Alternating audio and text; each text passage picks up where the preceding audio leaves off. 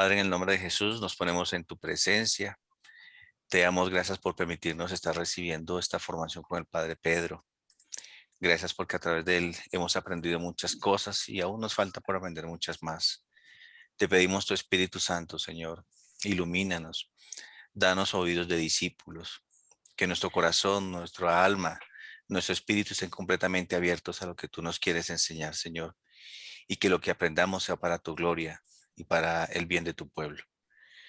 Todo esto lo pedimos por la intercesión de nuestra Madre, la Santísima Virgen María, hoy en la fiesta del Inmaculado Corazón. Dios te salve María, llena eres de gracia, el Señor es contigo. Bendita tú eres entre todas las mujeres, bendito es el fruto de tu vientre Jesús. Santa María, Santa María, Madre Madre de de Dios, Dios, ruega ruega por por nosotros nosotros los los pecadores, pecadores, ahora y en la hora de nuestra nuestra muerte. muerte. Amén. Amén. En el nombre del Padre, y del Hijo, y del Espíritu Santo. Amén. Bueno. Eran chéveres. Sí. Porque mis papás también. Buenas, ¿cómo están? Vamos Buenos a días, padre. retomar nuestro Luis curso. Eduardo. La semana pasada comenzamos nosotros a recorrer un poco los textos proféticos, los textos proféticos. Y hacíamos un acercamiento a estos textos. Llegó como más ajustado, me parece. eh, Llegó como más ajustado el carro, me parece. desde sus generalidades y desde la importancia que tienen estos textos para el estudio. Recuerdo una cosa importante que ustedes no deben olvidar.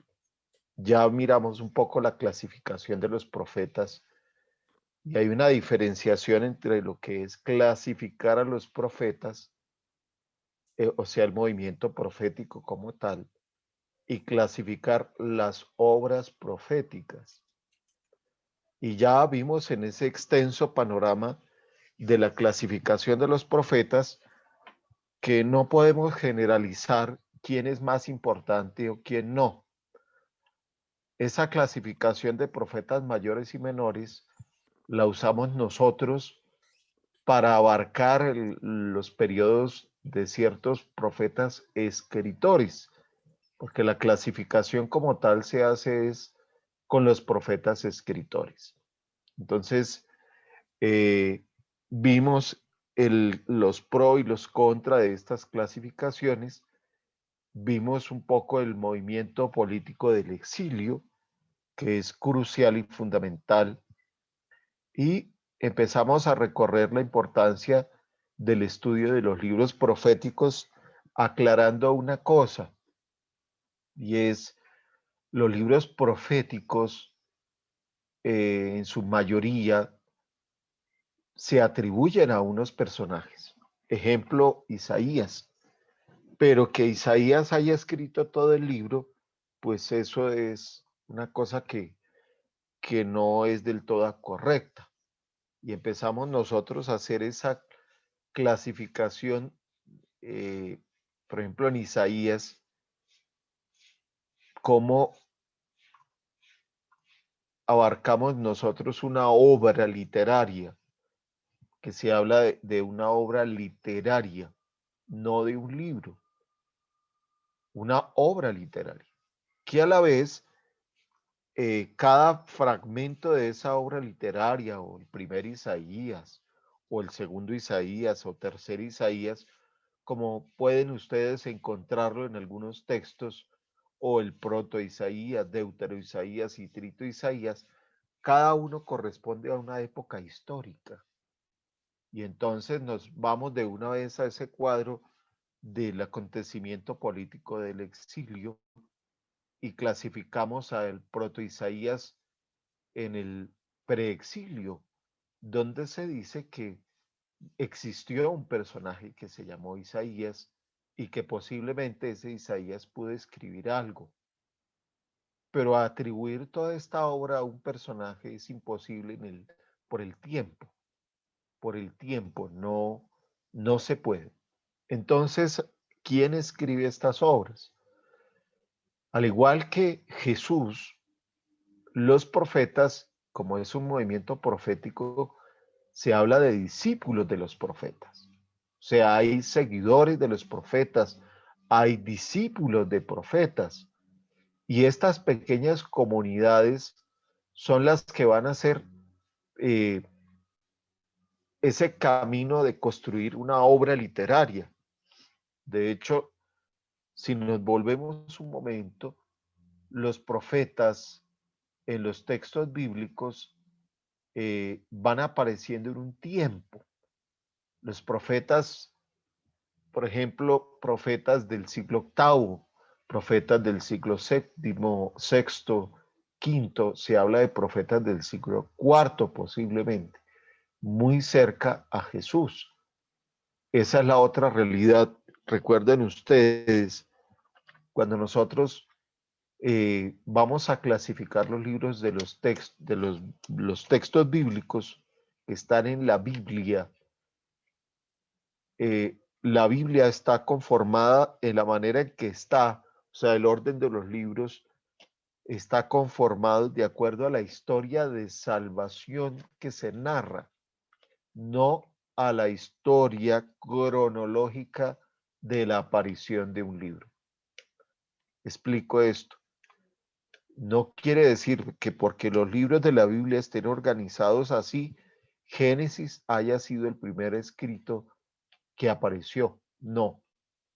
De hecho, se habla que el Pentateuco, que es el más antiguo, simplemente se tienen fragmentos y que va apareciendo también para en el siglo octavo, noveno y en estos mismos siglos, por ejemplo en el siglo séptimo, se va descubriendo el Pentateuco. Estos profetas de los que ustedes ven aquí, se habla del personaje, pero los escritos van a aparecer en un tiempo tardío. Eso es fundamental saberlo porque a veces cuando nos acercamos a un estudio bíblico, pensamos que los escritos que están en la Biblia, los libros, están de una manera cronológica y no, están de una manera para narrar y que el lector de un texto entienda cómo Dios se hace presente en la historia de un pueblo. Para eso están puestos esos libros así. Entonces es importante y fundamental eso. Por eso, por ejemplo, en Pentateuco se van a usar tradiciones y uno pensaría, pero tradiciones, ¿cómo organizaron esas tradiciones? Porque es tiempo tardío, o sea, ya hay una escuela literaria organizada, eh, va a aparecer la apocalíptica, ya hay unas escuelas literarias organizadas, va a aparecer textos organizados como los que nosotros clasificamos de profetas mayores, porque hay una escuela literaria organizada, hay un modo de escribir, hay un modo de comunicar un mensaje. Muy bien, la semana pasada empezamos entonces a acercarnos a los textos proféticos. Tomamos el ejemplo de dos textos, Amós y Miqueas, y empezamos a acercarnos al texto de Isaías. El texto de Isaías, como lo he explicado, es una obra literaria, abarca 3 volúmenes y empezamos a hacer el ejercicio de acercarnos a esos 3 volúmenes, pero también es una cosa importantísima no olvidarla y es el texto de Isaías tiene un impacto fuerte en la predicación de todos los profetas. De hecho, en el mismo Jesús, si vamos a los evangelios, la recurrencia continua a Isaías es grande. O sea, el aporte que hace el profeta Isaías a los evangelios y a la predicación de Jesús es grande. Los evangelios siempre están citando a Isaías y de manera especial el Deutero Isaías con los cánticos del siervo el primer Isaías, el aporte que va a hacer es ese en el capítulo 7, recuerden ustedes todo el tema del Emmanuel, y el tercer Isaías, donde va a aparecer esa referencia directa al Mesías, al Mesías. ¿Qué se ha hecho desde la interpretación del Nuevo Testamento? Y es una cosa que hay que tener cuidado, y es relacionar directamente la narración de Isaías con Jesús. Hay que tener cuidado. ¿Por qué? Cuando nos acercamos al profeta Isaías, siempre hay que partir del momento en que se escribe el libro. Si yo voy a hablar del tema en el caso del exilio, allá en el capítulo 40, en el Deutero Isaías, el pueblo está atravesando esa circunstancia compleja del exilio. O sea, llevan 70 años en el exilio. Aparece todo el dolor. De hecho, recuerden que el capítulo 40 del profeta Isaías, el libro se le ha conocido como el libro de la consolación, porque hay que consolar a este pueblo. Y de hecho empieza así: consolad, consolad a mi pueblo, dice el Señor. Allá donde aparecen todos esos cánticos. Que Jesús va a mostrar los rasgos que se vivían, se mostraban en estos cánticos, sí.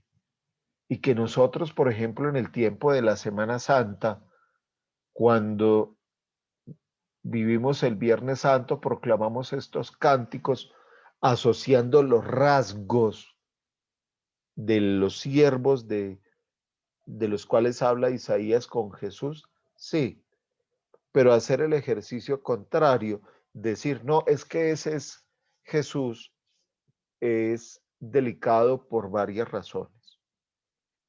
Si yo soy judío y yo estoy esperando un Mesías y vienen y me dicen, no, es que el Mesías ya llegó y lo encontramos en el Nuevo Testamento, pues me va a decir, pues mi Biblia no tiene Nuevo Testamento. Entonces carece de un fundamento. Si soy judío y vienen y me dicen, no, es que la salvación llegó con Jesús. Claro, el judío hoy en día reconoce a Jesús como profeta, de hecho, como un gran profeta. Si se tuviese un libro de Jesús escrito, o sea, por puño y letra de él, que apareciera en el texto del Nuevo Testamento, dirían, Jesús es un gran profeta. Se podría comparar un poco, pues usando esa comparación que no es correcta, pero con un Isaías. Nosotros diríamos Jesús para un judío sería un Isaías, un gran profeta, pero no un Mesías. ¿Por qué no un Mesías? ¿Por qué les cuesta tanto creer a los judíos que Jesús es el Mesías? Por una realidad, y es que para el pueblo judío hablar de un Mesías no es una novedad como para hablar de un Mesías de parte de nosotros. Para ellos han aparecido muchos Mesías, y de hecho Jesús en la predicación lo dice. Allá en el capítulo 13, en el discurso escatológico que aparece en el Evangelio de Marcos, va a decir que nadie los engañe, porque vendrán diciendo yo soy.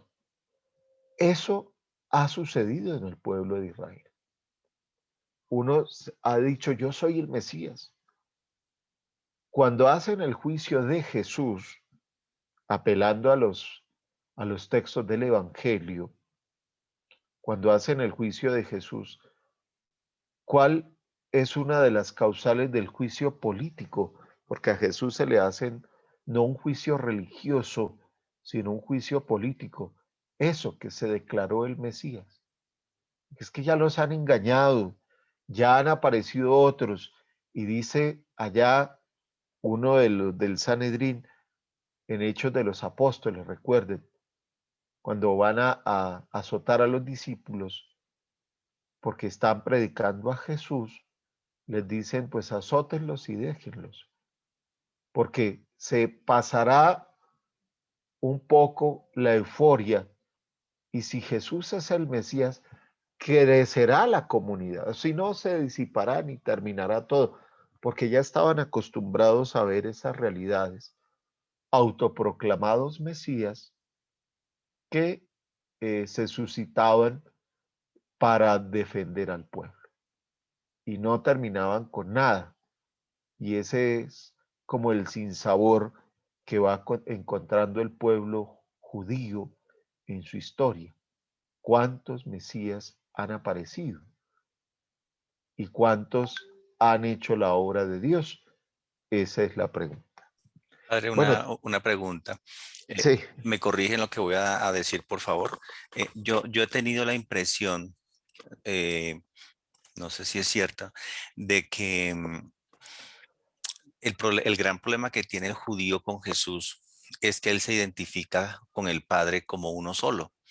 Justamente en el juicio que le estuvieron haciendo el Jueves Santo, y cuando es interrogado sobre eso y él se identifica como Dios, como parte de Dios, me da la impresión de que el judío, pues dentro de ese concepto de que Dios es uno, comprender, tratar de entender que ese que está ahí adelante se proclama Dios también, pues obviamente ellos lo sienten como un insulto. ¿M? Inclusive para nosotros los católicos es difícil comprender el misterio de la Trinidad, ¿m? Porque sabemos que Dios es uno, Shema Israel, el Señor es uno, ¿verdad? Entonces no sé si esa sea también parte de la gran problemática que tiene el pueblo judío para reconocer a Jesús como el Mesías. los problemas son varios. Eso es parte de la dificultad, pero recuerda, Héctor y todos, Jesús en sí nunca dice que Él es el Mesías. De hecho, en la predicación, cuando lo reconocen, porque ahí está la diferencia, a Jesús lo reconocen como el Mesías.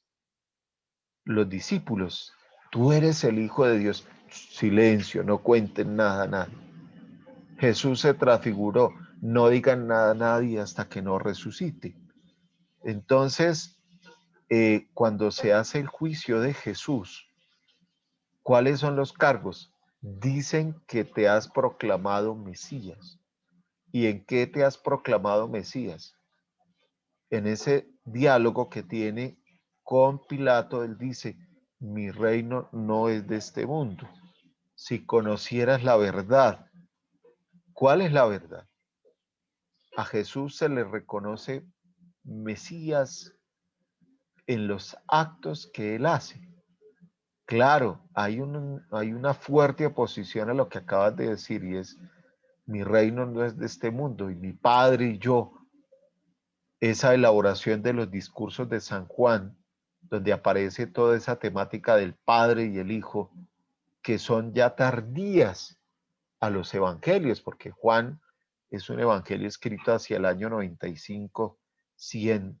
Claro, es muy elaborado y por eso la lectura del texto de Juan es un poco más complicada, porque Juan no sigue la estructura de los sinópticos, su griego es un poco, no es que sea más elaborado, pero es un poco más compacto. La comunidad a la que se dirige Juan, que es donde se extrae toda esa información, es más convencida y conoce más y es más cercana a la realidad de la predicación apostólica, porque hacia el año 100 ya los que quedan son los discípulos de los discípulos de los discípulos. Y ahí es donde aparece toda esa realidad de la cual nos hablas. Jesús, claro, se le hacen los juicios. Recuerden, a Jesús se le hace un juicio político, dos juicios políticos y un juicio religioso.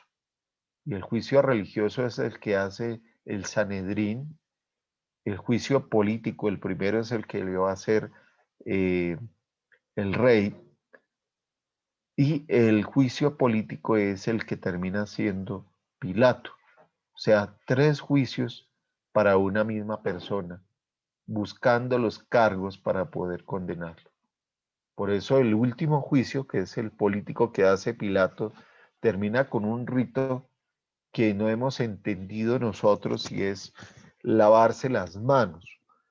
Para un romano, porque eso también hay que estudiarlo, el hecho de limpiarse las manos en un juicio y hacer ese acto público, es decir, y el mismo evangelio lo relata, es mostrar que la persona es inocente aunque tenga que ir a juicio, porque ya sabemos cuál era la presión que tenía Pilato y era una presión política. O sea, en la Biblia también hay cuestiones políticas y ya lo estamos descubriendo. El exilio es una cuestión política. Eh, estos juicios a los profetas se vuelven en cuestiones políticas. Políticas, ¿por qué? Pues no de puestos ni de cosas, sino de ideas, ideas que van afectando la estructura de una sociedad que quiere seguir igual. Y ese es el problema de la predicación de los profetas. En Israel, la mayoría de los profetas mueren en Jerusalén. Mueren. ¿Y a manos de quién? De los mismos paisanos. ¿Por qué? Porque la predicación no se acomoda, porque el mensaje va en contra de los intereses de los que gobiernan, de los religiosos, porque el mensaje de los profetas es fuerte, como ustedes lo han visto, y porque el mensaje de los profetas es para producir y uso una expresión no tan correcta, pero para que me entiendan, una revolución espiritual. Y eso hay que callarlo, hay que silenciarlo. Y por eso Jesús lo va a decir, que matas a los profetas.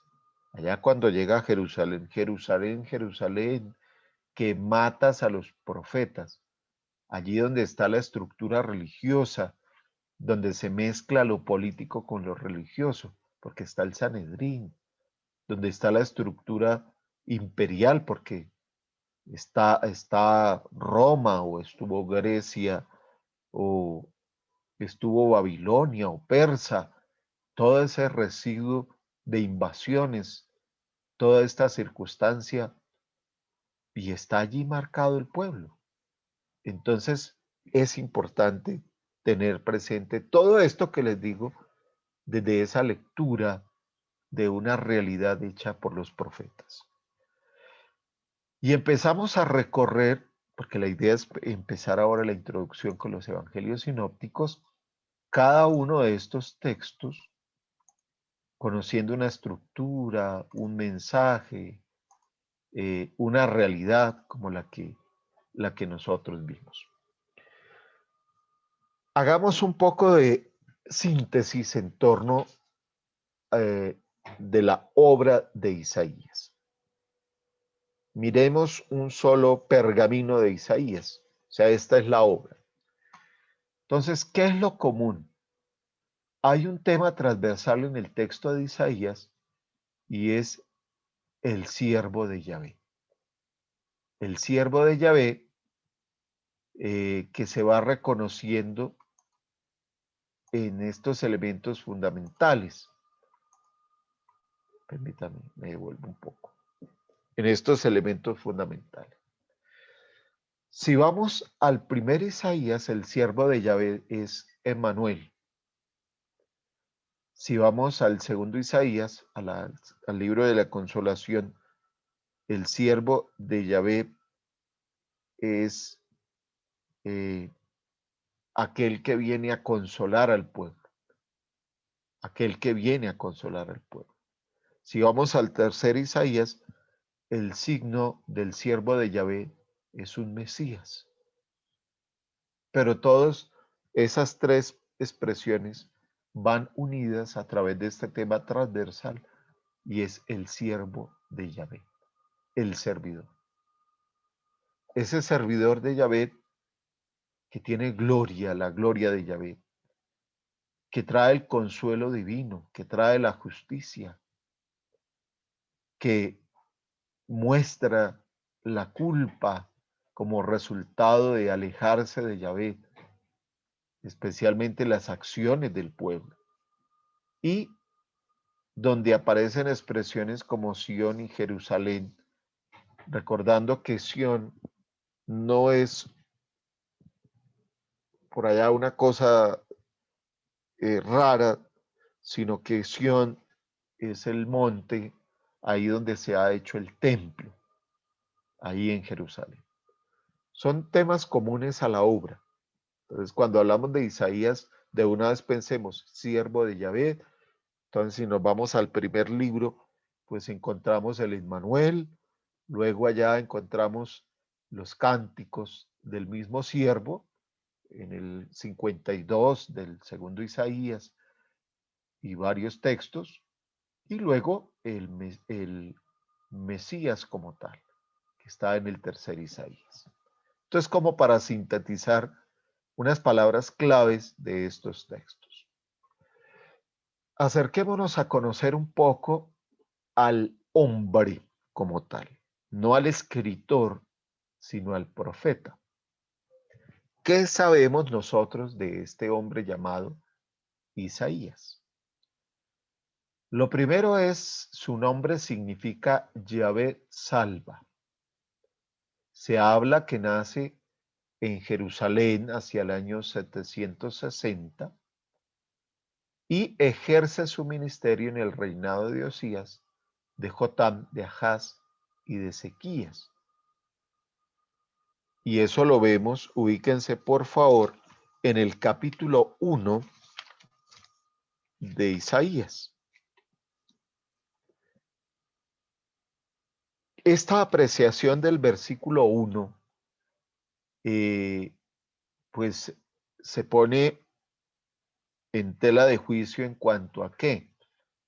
En cuanto que si Isaías predica en el reinado de estos 4 reyes, y si vamos a ver cuánto duraron cada rey, tendríamos que decir que este profeta fue un profeta longevo. Isaías duró muchísimo para predicar, ¿cierto? No se ha comprobado, pero bueno, es lo que aparece, lo que nos muestra el texto. En el capítulo 6, versículo 1, vayan pasándolo, aparece la vocación de Isaías, llamado a ser profeta hacia el 740 en el reinado de Osías. Se han pasado, pareciera, si ustedes hacen la comparación en la fecha de nacimiento y, y el llamado de Isaías, ¿cuántos años pasan? Matemáticos. Si Profe, 20 nace años. en el 760, 20 años. 20 años, o sea, Isaías empezaría a predicar muy joven, ¿cierto? Un profeta joven, 20 años según este dato y según lo que dice aquí en el mismo texto. No hay noticias claras de su muerte. Aparecen ciertas tradiciones, por ejemplo esta que dice que fue martirizado por Manasés, quien dio muerte a algunos profetas, y eso lo vemos en el libro de los Segunda de Reyes, pero como tal no se habla de la muerte de este profeta. Se habla que es un hombre dedicado a la acción, y eso se ve en las respuestas que va dando allá en el capítulo 6, versículo 8, envíame, Señor. O sea, este es un hombre dispuesto a ir a la misión. El mensaje que se le confía está ya en el texto de Isaías capítulo 29, 13, 14. Miremos aquí qué dice. ¿Cuál es el mensaje que va a predicar este profeta? ¿Cuál es el mensaje?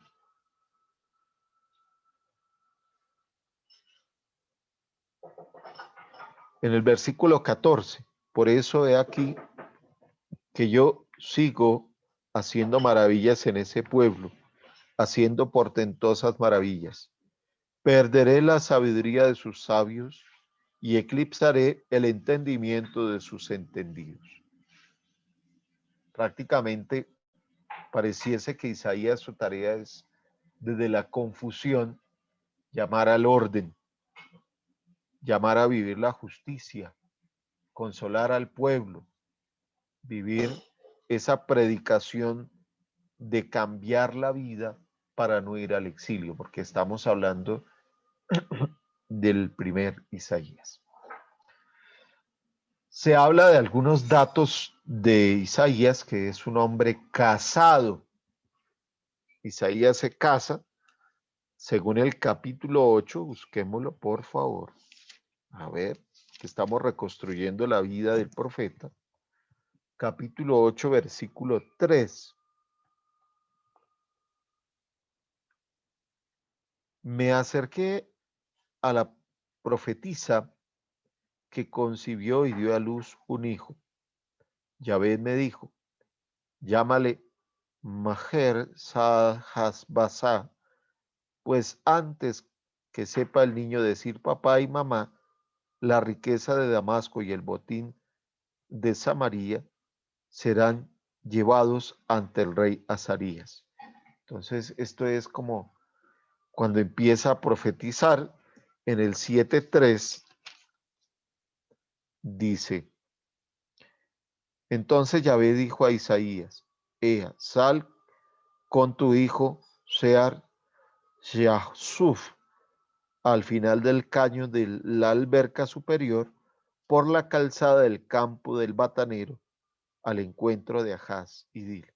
O sea, va mostrando el texto, gracias, va mostrando algunos rasgos y características sobre el profeta.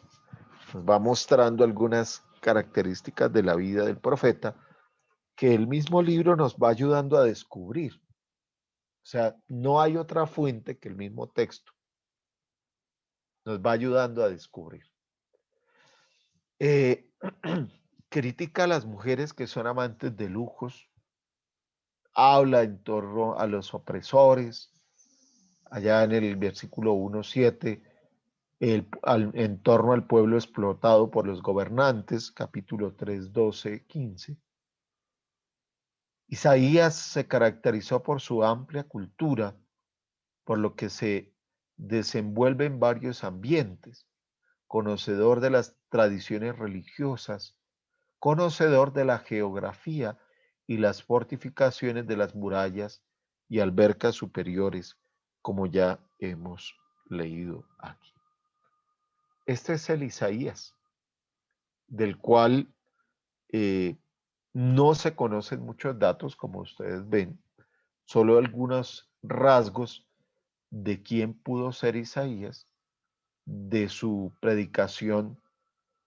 Lo que sí se sabe es ese vasto texto u obra que está atribuida a este personaje. Muy bien, no sé si hay alguna pregunta porque nos vamos para Jeremías ahora.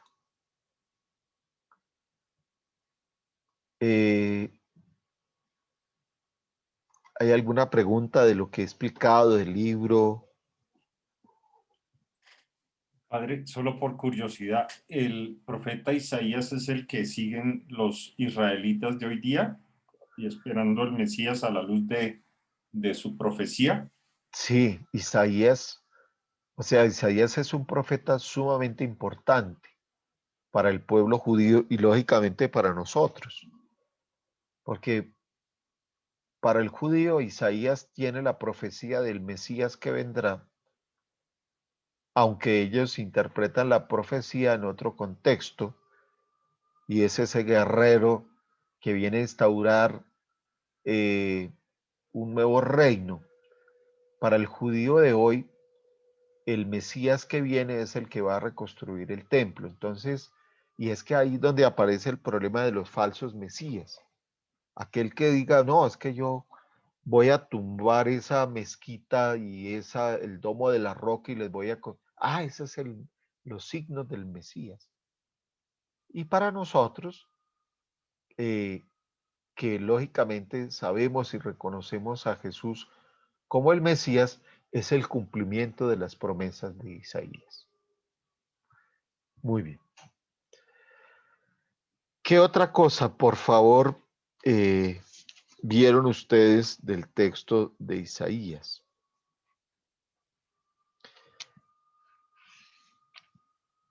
Recuerden ustedes una cosa importante que ustedes no me acordaron a mí, pero yo sí me acuerdo. ¿De dónde nacieron los samaritanos?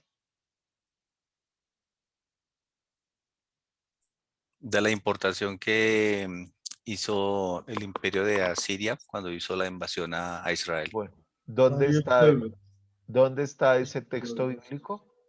En el Segunda de capítulo 12 de Reyes Segunda 17. Reyes. Por favor. ¿Se acuerda que yo les dije que trajeran colores? Señor.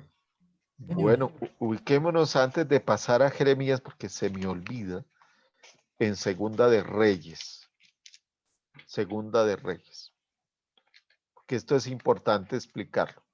Y yo les pedí el favor que leyeran el texto de la Samaritana que está en el Evangelio de Juan en el Capítulo 4. 4. Sí, capítulo 4. Muy bien. Ustedes me dirán, pero bueno, ¿eso qué tiene que ver? Samaritanes, el origen de los samaritanos con la samaritana. Pues mucho porque es samaritana, ¿cierto? Y en ella hay una historia.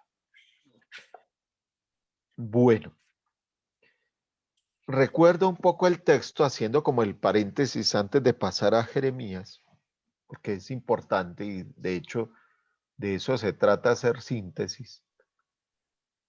Ya sabemos cuál es el origen de los samaritanos, la división de los reinos, el establecimiento de los pueblos, algunos pueblos asirios en el territorio que se conoce como Israel, la mezcla de sangre y el culto. Recuerden, son dos cosas. La mezcla de sangre de los que llegaron y los que estaban, porque algunos se quedan cultivando la tierra, y entre los de Israel que estaban aquí, los pueblos que llegan, empiezan a tener hijos y van a nacer esos hijos. Esa es una cuestión. Y la segunda, la cuestión religiosa. ¿Por qué? Porque asumieron otras creencias. De hecho, levantaron otros santuarios. Cuando Jesús, y aquí vamos al texto del capítulo 4 de la Samaritana,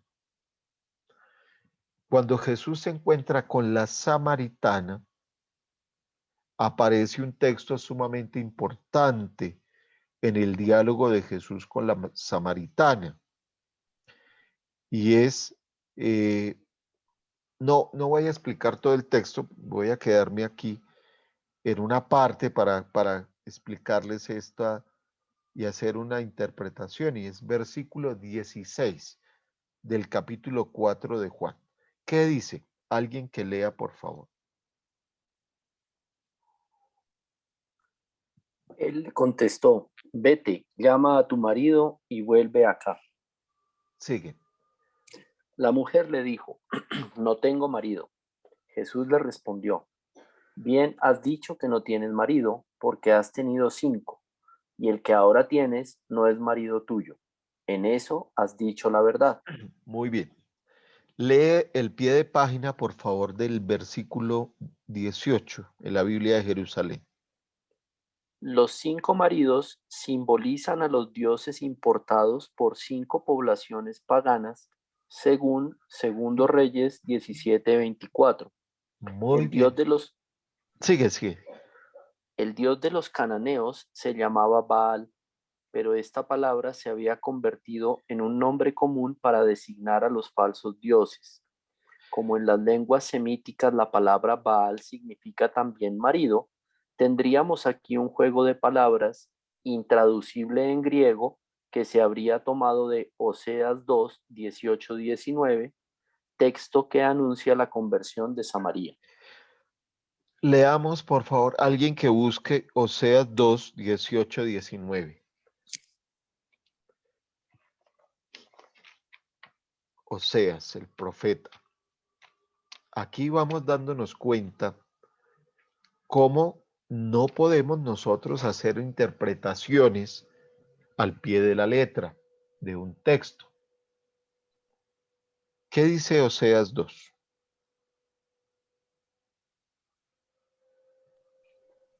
Aquel día, oráculo de Yahvé, ella me llamará marido mío, ya no me llamará Baal mío.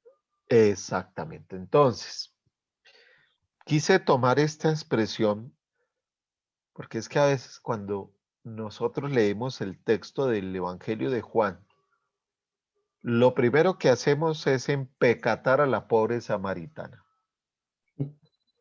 Y si lo escuchan las señoras, esa señora es una terrible, mire todos esos maridos que ha tenido, o no. Sí, lo primero que hacemos es pasar por prostituta a la pobre mujer. Entonces, aquí hay dos realidades que nos muestra el texto y se podrían hacer dos interpretaciones. Primero, la que nos muestra el texto como tal y la que se explica en el pie de página. Y es en el diálogo con Jesús, la pregunta de Jesús no es una pregunta invasiva de la privacidad de una mujer. Primero, porque el mismo texto de la samaritana y el encuentro con Jesús es un texto extraño en sí. ¿Qué hace una mujer sacando agua en un pozo sola a mediodía cuando todas las mujeres iban de mañana? ¿Qué hace una mujer hablando con un hombre desconocido en un pozo? Claro, cuando se empieza a pensar eso, si tenemos una mente así como extraña, diremos, no, eso es como la pareja que se encuentra a escondidas, ¿cierto? Y, y más con la reputación que tiene esa señora, imagínese, 5 maridos. No, no se trata de eso. Aquí lo que Jesús trata y en el diálogo con la samaritana, el mensaje que se esconde es un mensaje religioso.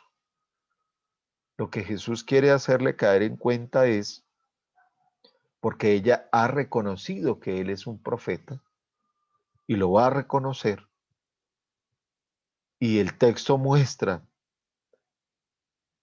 Jesús le hace hacer memoria de su historia, y la historia era la que leíamos allá en el capítulo, en el segundo de Reyes, cuando vienen esos dioses, porque cada pueblo trae su Dios.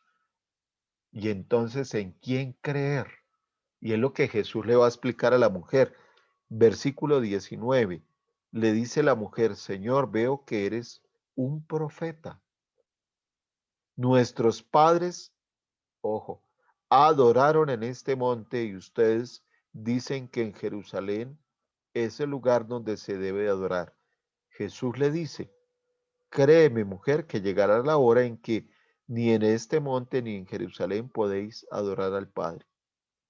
Ustedes adoran lo que no conocen, nosotros adoramos lo que conocemos.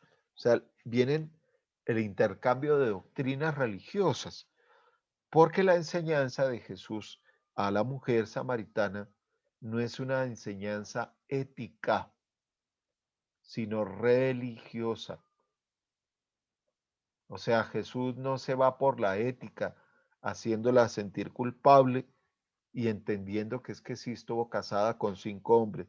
De hecho, así hubiese estado casada. Para la época era algo natural. Y recuerden ustedes la ley de levirato, ¿se acuerdan? Del levir, la mujer pudo estar casada hasta, y aparece un texto que es el texto que le proponen los saduceos a Jesús, y es la mujer que se casó con 7 hermanos y se murieron los 7. Era normal que una mujer contrajese matrimonio así.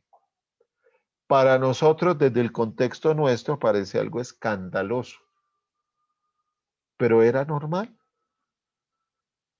En el texto de la Samaritana, y quiero que ustedes no lo olviden, la interpretación no es ética.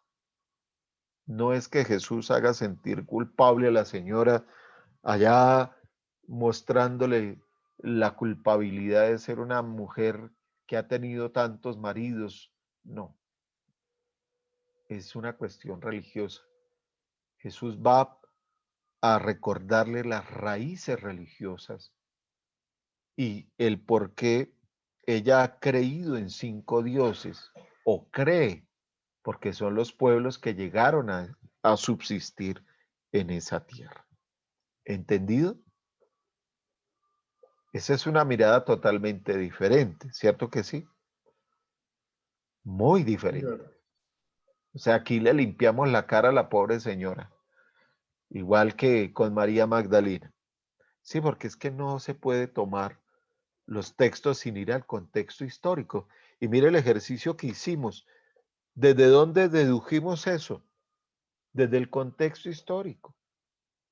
O sea, saber que a Jerusalén, a Israel, en el tiempo del exilio, llegaron 5 pueblos con sus 5 creencias y sus 5 maneras de creer y de celebrar.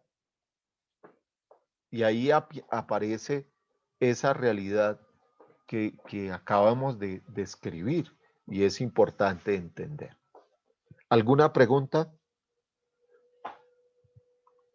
Padre, una pregunta cuando, según el contexto de todo lo que el Padre nos ha dicho hoy, ese último esposo podría ser la creencia que en ese momento tenía, que dice que tu quinto tampoco está bien, lo que están creyendo. Exactamente, sí, exactamente.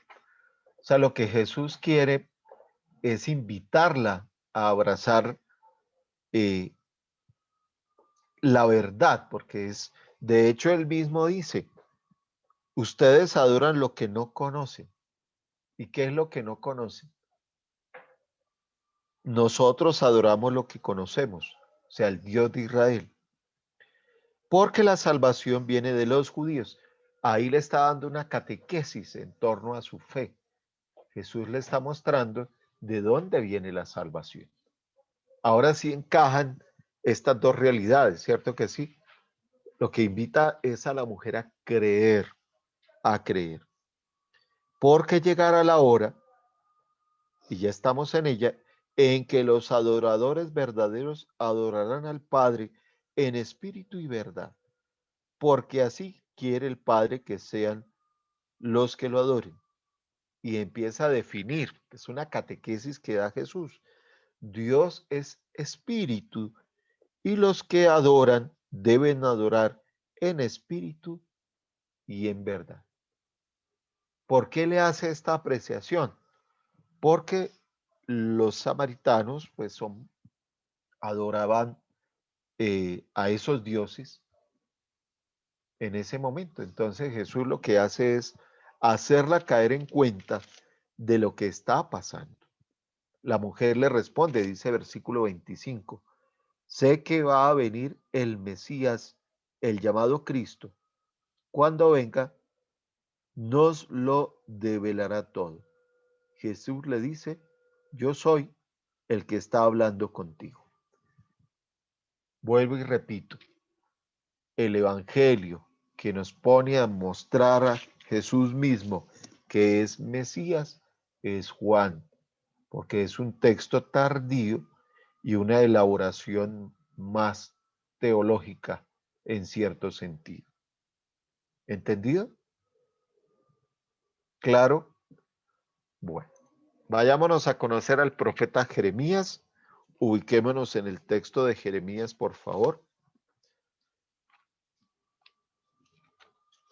para cada uno de estos textos deberíamos tener un semestre de estudio. Pues acá estamos tratando de ahondar algunas claves.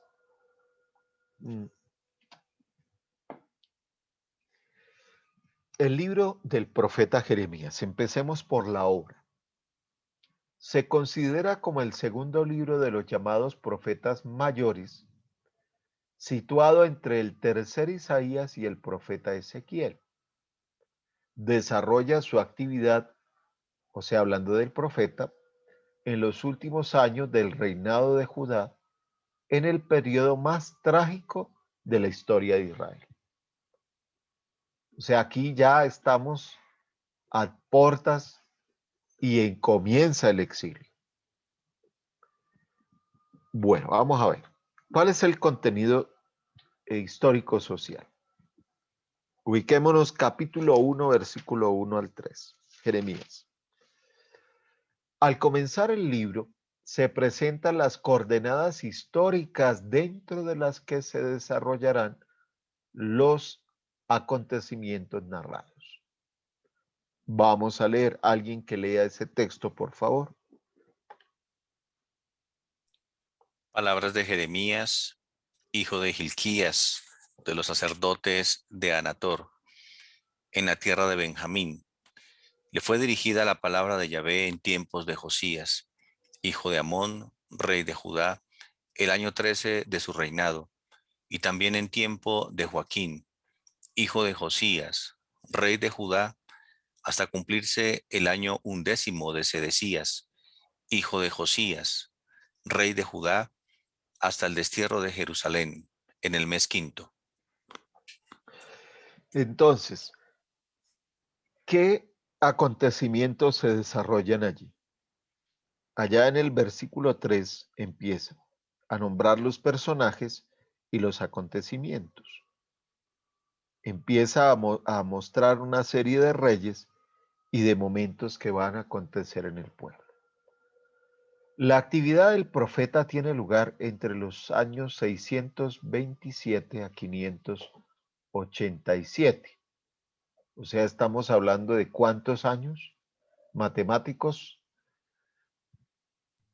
140. ¿Cuántos? 40 años. No, 140.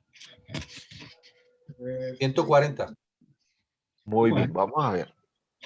Tomen calculadora porque hoy nos toca así. 40. 40. 40 años. 40 años. 40 años. Claro. Exactamente. Entonces, si ustedes tienen 627 menos 587, les da 40 años. O sea, el periodo de la actividad del profeta son 40 años. Es un periodo difícil. El imperio asirio está en la decadencia y culmina con la destrucción de Nínive en el 612, ocupado su lugar por Babilonia. El imperio persa toma fuerza y se impone. Judá trata de sobrevivir con las alianzas. Esto es interesante. Aquí nos vamos ubicando en el periodo ya que vamos a conocer, o sea, en el final del preexilio y comienzo del exilio. No solamente, y hay una cosa interesante, y es no solamente a Israel lo asedian, porque recuerden que las invasiones no es que llegaron y mañana entraron y ya, no. El asedio de 3 años, de los años que hacen el sitio de Jerusalén, por ejemplo, asedian a Jerusalén. Esta misma figura que hacen estos imperios con Israel, la hacen con ellos. Por ejemplo, Asiria va a ser conquistada por Babilonia, especialmente por Nabucodonosor. Va a ser conquistada por Babilonia. A propósito de Nabucodonosor, recuerden que hablamos de Nabucodonosor el Grande y Nabucodonosor II. Si se habla de segundo es porque hay un primero, ¿cierto que sí? El papá, que de hecho se llama, bueno, se me olvida el nombre en este momento, pero lo conocemos como Nabucodonosor el Grande. Bajo el reinado de este Nabucodonosor el Grande es que se conquista a Siria, y bajo el reinado del hijo que es Nabucodonosor II es que se va a conquistar Judea. O sea, aquí estamos en el reinado de Nabucodonosor II. Este Nabucodonosor II es el que trae todo este esplendor para Babilonia, cultura, porque no solamente lo vemos como un guerrero, sino esas grandes bibliotecas, los jardines colgantes, todos estos adelantos técnicos se deben a Nabucodonosor, padre e hijo. Y es interesante, es la figura positiva de estos personajes, porque a veces cuando leemos un texto bíblico, pues, es como nos ponemos de parte de la historia, ¿no? Entonces, de buenos y malos, no, aquí son acontecimientos y son personajes que hay que leerlos en su tierra, en su tiempo y en su contexto, porque Nabucodonosor no solamente se le conoce por la invasión y la destrucción del templo de Jerusalén, sino por el avance científico, técnico, cultural que adelantó en Babilonia y por eso llegó a ser un imperio. De pronto para nosotros eso es desconocido, pero qué interesante que ustedes sacaran un tiempo y leyeran un poco en torno a Nabucodonosor y van a sorprenderse. Se sorprenden ustedes de la lucidez de este hombre. Con Nabucodonosor pasa lo mismo que con Herodes el Grande. Herodes el Grande, nosotros reducimos a Herodes a la matanza de los niños y a ciertas acciones que podemos nosotros ver de manera negativa. Pero Nabucodonosor, un arquitecto genial. O sea, si van a Israel y ustedes llegan a la explanada de lo que era el templo, esas estructuras, y si van al Herodión, que son palacios o a Masada, toda esa arquitectura se le debe a Herodes, acueductos. O sea, esto es como la lectura positiva de ciertos personajes que nosotros a veces pues clasificamos en buenos o malos, ¿no? Si mató tantos niños, un tipo muy malo, pero fue así como aconteció. Entonces, ¿quién fue el Herodes que mató a los niños? Todas esas preguntas siempre uno tiene que formularse. Igual sucede acá. El imperio persa toma fuerza y se impone. Judá trata de sobrevivir con la alianza. Acá son 3 etapas de la historia. Entonces, estamos en el exilio, ya la ocupación de Babilonia, pero Babilonia cae también, cae. Asiria fue conquistada por Babilonia y luego Babilonia va a caer bajo el reinado de los persas. Y aquí va a aparecer otro gran personaje y Ciro, es Ciro, Ciro el que, Grande. que ustedes, exactamente, que ustedes lo pueden leer fácilmente en Esdras capítulo 1. La historia de Ciro.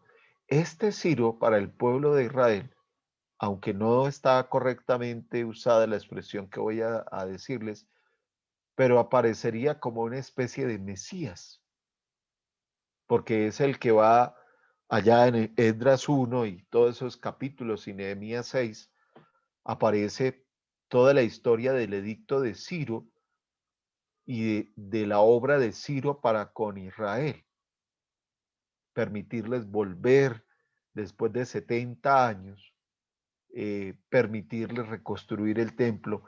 hacer una colecta para que reconstruyan el templo. Eso es un salvador, ¿o no?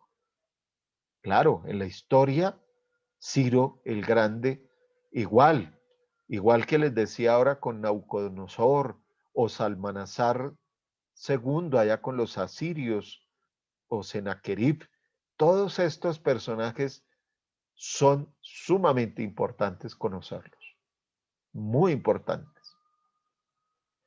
Entonces, en este contexto está la profecía de Jeremías, en el contexto social, una profecía de 40 años. En cuanto a la obra, la estructura del libro, se acabó aquí el texto.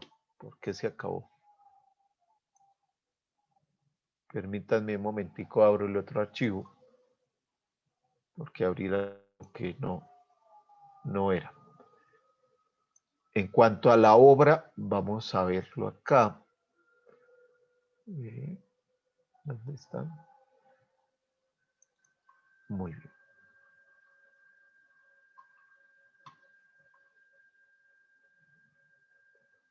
Permítanme un momentico, cargo el archivo. ¿Alguna pregunta mientras carga este archivo?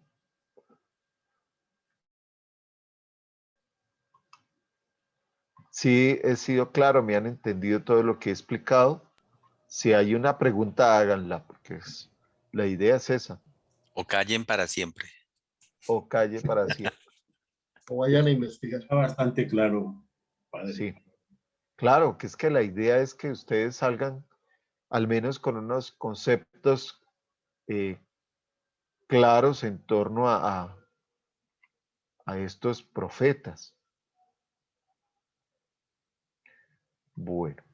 Padre, Sí. te pregunto un comentario. Yo pienso que para todos este nivel de conocimiento hay que profundizarlo. Definitivamente este abrebocas, como su merced lo dice, es muy claro y es contundente. Si bien es cierto, la orientación es muy interesante y muy importante para poderse uno guiar en el texto y en los contextos del tiempo de cada uno de ellos. Y pienso que el silencio no es porque no tengamos, sino yo creo, pues de mi parte hay muchísimas dudas, pero hay que leer un poco más, como dice el gran filósofo. Sí, no, y la idea es esa. Y si hay preguntas, ustedes ven que yo estoy atando, ustedes dirán, pero vamos para el nuevo, es que de eso se trata, hacer una medio síntesis, ¿cierto? Cuando, por ejemplo, van a trabajar la samaritana, entonces ya tienen que ir a Reyes, Segunda de Reyes, ya aprendieron eso. ¿Sí ven? Eso es lo que estamos haciendo. Es un tema vasto el de los profetas y les decía, pues no podemos abarcarlo en un curso y unas clases como estas. Acerquémonos ahora al texto como tal, la estructura.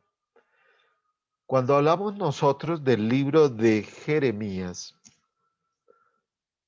es una obra que está organizada, y lo vemos acá, en 7 partes. ¿Cuáles son las 7 partes? Vamos a ver si son 7. Hay un prólogo, el recuerdo de la vocación del profeta, el mensaje de conversión a los reyes y habitantes de Judá, y de ahí de una vez vamos deduciendo una cosa, y es ¿dónde profetizó Jeremías? En el reino del sur, para Judá. Y está la introducción a los oráculos, hay oráculos, los relatos bibliográficos sobre Jeremías. Esta es una obra interesante en cuestión de la bibliografía del mismo profeta, porque nos muestra un poco más de quién es este personaje. Y los oráculos contra las naciones, para terminar en un apéndice sobre la caída de Jerusalén y la suerte de Joaquín, el rey de Judá. Entonces, es sumamente interesante. En el prólogo, da los puntos de partida para conocer la personalidad del profeta, nacido en Anatot, del territorio de Benjamín, e hijo de un sacerdote, Abiatar, enviado al exilio por Salomón, según el primer libro de Reyes, capítulo 2, versículo 26. Desde el comienzo de la obra empieza a mostrarse quién va a ser este profeta. Misteriosamente, y aquí van a descubrir ustedes lo que les he repetido varias veces, de este profeta en el texto se hacen dos relatos de su vocación.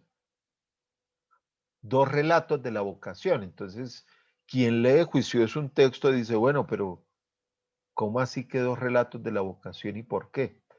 Y aquí, de acuerdo a esta descripción que estoy haciendo, del por qué hay dos vocaciones de dos relatos, no es una vocación, pero en dos relatos, aparece y se deduce que el libro como tal ha sido un compuesto por varias personas.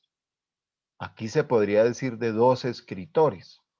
No se dice que este profeta Jeremías como tal escriba igual que Isaías, igual que Ezequiel, igual que Daniel, porque los profetas no van llevando una tablilla y van escribiendo todo lo que va aconteciendo. Se va construyendo un texto a partir de lo que se escucha del profeta y de lo que hace el profeta. Ustedes me podrían hacer una pregunta, bueno, pero entonces en sí, ¿qué es lo que escribe el profeta? ¿Cierto? Es una tarea muy compleja de deducir, muy compleja, porque nosotros no somos contemporáneos a la persona. O sea, no hay alguien que diga, vea, esto lo escribió el profeta desde aquí a aquí. Quizás sí haya algún aporte escrito, pero lo que se dice hoy desde los textos escritos de los profetas es eso, que fueron construcciones hechas por los discípulos o algunas escuelas escriturísticas que estaban muy cerca a estas personas. Por eso vemos dos llamadas del profeta. Vamos a leer esos textos. Alguien que lea capítulo 1, versículo 11 al 12, y a otra persona, porque es el mismo capítulo, del versículo 13 al 14. ¿Qué dice?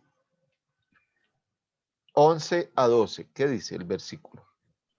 Entonces me dirigió Yahvé la palabra en estos términos. ¿Qué estás viendo, Jeremías? Respondí, veo una rama de almendro. Y añadió Yahvé, bien has visto, pues así soy yo. Vigilo mi palabra para que se cumpla. Muy bien. 13, 14, sigamos. De nuevo me dirigió la palabra. ¿Qué ves? Respondí, veo una olla hirviendo que se derrama por el lado del norte. Me dijo, desde el norte se derramará la desgracia sobre todos los habitantes del país. Muy bien. Si se dan cuenta ustedes, ahí se cumple la profecía de Agías, ¿se acuerdan? ¿Cuál es la profecía de Agías? El manto. El manto que se rompe, la división de Israel. Exactamente. Entonces, ¿qué está corroborando aquí el texto de Jeremías? Que la profecía de Agías, ¿qué? Se cumple. Es verdadera. Que es verdadero. Entonces, se relatan de dos maneras diferentes la vocación del profeta. ¿Cuál es el mensaje de conversión a los reyes y habitantes de Judá? Capítulo 2, versículo 1 al 25. En el texto de Jeremías aparecen una serie de sermones, igual que oráculos. Este sería el primer sermón que va dirigido a Israel sobre la infidelidad. Muy fuerte. La infidelidad del rey. Vamos a escuchar este primer sermón a ver qué dice. Alguien que lea, por favor. Entonces me dirigió Yahvé la palabra en estos términos. Ve y grita a los oídos de Jerusalén. Esto dice Yahvé. De ti recuerdo tu cariño juvenil, el amor de tu noviazgo, cuando tú me seguías por el desierto, por tierra no sembrada. Consagrado a Yahvé estaba Israel. Era las primicias de su cosecha. Quien la comía se convertía en reo. El castigo venía sobre él. Oráculo de Yahvé. Escuchad la palabra de Yahvé, casa de Jacob, y familias todas de la casa de Israel. Esto dice Yahvé: ¿qué encontraban vuestros padres en mí de torcido, que se alejaron de mi vera y yendo en pos de la vanidad se hicieron vanos? No dijeron: ¿dónde está Yahvé, que nos subió desde Egipto, nos condujo por el desierto, la estepa y la paramera, por tierra seca y sombría, una tierra intransitada en donde nadie se asienta? Luego os traje a la tierra del vergel, para comer sus deliciosos frutos. Llegasteis y ensuciasteis mi tierra, y pusisteis mi heredad asquerosa. Los sacerdotes no se decían: ¿dónde está Yahvé? Ni los peritos de la ley me conocían. Los pastores se rebelaron contra mí, y los profetas profetizaban por Baal, en pos de los inútiles andaban. Por eso sigo litigando con vosotros, oráculo de Yahvé, y hasta con los hijos de vuestros hijos litigaré, porque en efecto pasad a las islas de los queteos y observad. Enviad a Kedar, quien investigue a fondo. Pensadlo bien y considerad si aconteció tal cosa. Que las naciones cambien de dioses, aunque ellos no son dioses, pues mi pueblo ha trocado su gloria por el inútil. Pasmaos, cielos, de ello, asustaos y llenaos de espanto, oráculo de Yahvé. Doble mal ha hecho mi pueblo. A mí me dejaron manantial de aguas vivas para hacerse cisternas, cisternas agrietadas que el agua no retienen. Muy bien. Es un Vamos esclavo. a, Es un perdón. esclavo. Sí, es que siempre es extenso, pero ustedes se van dando cuenta de la calidad de la predicación de Jeremías. O sea, es al punto y directo. Tanto que al estudiar al profeta Jeremías, muchos escritores bíblicos han dicho que Jeremías es uno de los profetas que no quería ser profeta, porque le tocó una cosa terrible. Es uno de los profetas que se queja de lo que le tocó a él, de la misión que le correspondió a él. Y ustedes lo ven, por ejemplo, en el capítulo 1, versículo 4, versículo 5, dice: antes de haberte formado yo en el vientre te conocí, y antes de que naciese te consagré, yo profeta de las naciones te constituí. O sea, este es uno de los profetas que tiene una vida un poco más complicada, porque es que ni siquiera lo dejaron nacer para ser profeta. Y eso es lo que le va a recriminar siempre Jeremías a Dios en el texto. Es que yo soy un niño, no sé hablar. Tranquilo que yo pondré palabras en su boca. No, es que yo soy muy joven, yo estaré con usted. Y Jeremías siempre está peleando con Dios. Siempre. Pero cuando empieza a profetizar, y ustedes lo vieron ahí en esa lectura que hicimos, en ese sermón, es fuerte en su predicación. Es fuerte en la apreciación que él hace. El mensaje a la conversión lo ven ustedes en el capítulo 3. Padre, una pregunta, padre. Sí, dime.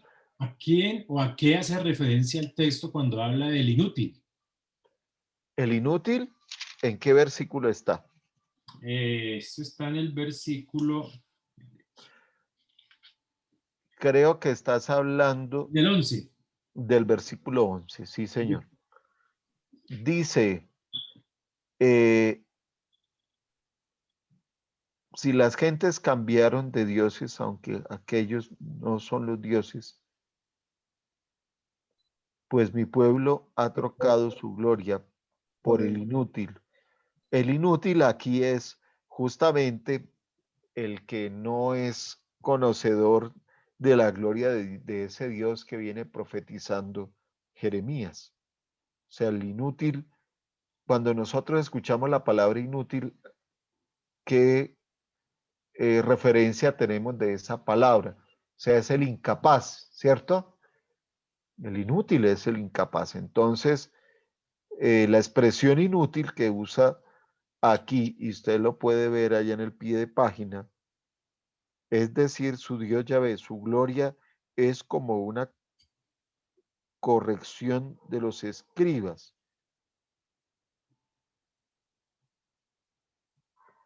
El inútil, la corrección de los escribas. Entonces el inútil vendría a ser estos que hicieron la heredad asquerosa, aquellos que sembraron de cosas que no son el pueblo.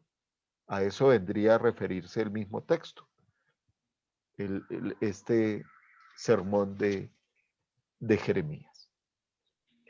En el capítulo 3 encontramos la invitación a la conversión. En el 4, Dios siempre está dispuesto al perdón. En el 5, veredicto de la condena. El 6, castigo por ser duros. El 7, culto agradable a Dios. El 8, dureza del pueblo y lamento del profeta. El 9, la corrupción moral de Judá. El 10, vanidad de los ídolos. El 11, castigo de la infidelidad a la alianza. El 11, 18, primera confesión de Jeremías. El capítulo 12, falsa prosperidad y ruina. El 13, hay una comparación que hace Jeremías y es con el cinturón de lino, que así le va a pasar al pueblo. El 14, lamento expresado de una manera litúrgica. El 15, segunda confesión de Jeremías. Jeremías y el simbolismo de su propia vida, lo vemos capítulo 16. Capítulo 17, solo en Dios está la victoria. Acciones simbólicas, que esa ya la vimos. El capítulo 18 y el jarro roto del 19. La nueva confesión, capítulo 20. Mensaje contra Sedecías, 21. Dos caminos, capítulo 21, 8. Capítulo 22, recriminación contra los reyes. Capítulo 23, contra los falsos profetas. El paralelo entre los higos buenos y malos del capítulo 24 y la síntesis de la predicación de Jeremías. Ubiquémonos en esa síntesis.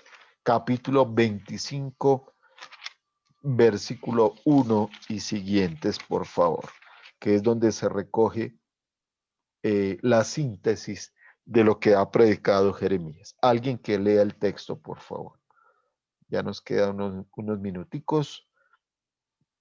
Vamos a terminar entonces con este texto. Palabra dirigida a Jeremías, tocante a todo el pueblo de Judá, el año cuarto de Joaquín, hijo de Josías, rey de Judá, o sea, el año primero de Nabucodonosor, rey de Babilonia, la cual pronunció el profeta Jeremías a todo el pueblo de Judá y a toda la población de Jerusalén en estos términos. Desde el año 13 de Josías, hijo de Amón, rey de Judá, hasta este día, 23 años hace que me es dirigida la palabra de Yahvé, y os la he comunicado puntualmente, pero no habéis escuchado. También os envió Yahvé puntualmente a todos sus siervos los profetas, y tampoco oísteis ni aplicasteis el oído. diciendo: si cada cual abandona su mala conducta y sus malas acciones, regresará al solar que os dio Yahvé a vosotros y a vuestros padres, desde siempre y para siempre. No vayáis en pos de otros dioses para servirles y adorarles. No me provoquéis con las hechuras de vuestras manos y no os haré mal. Pero no me habéis oído, oráculo de Yahvé, de suerte que me provocasteis con las hechuras de vuestras manos para vuestro mal.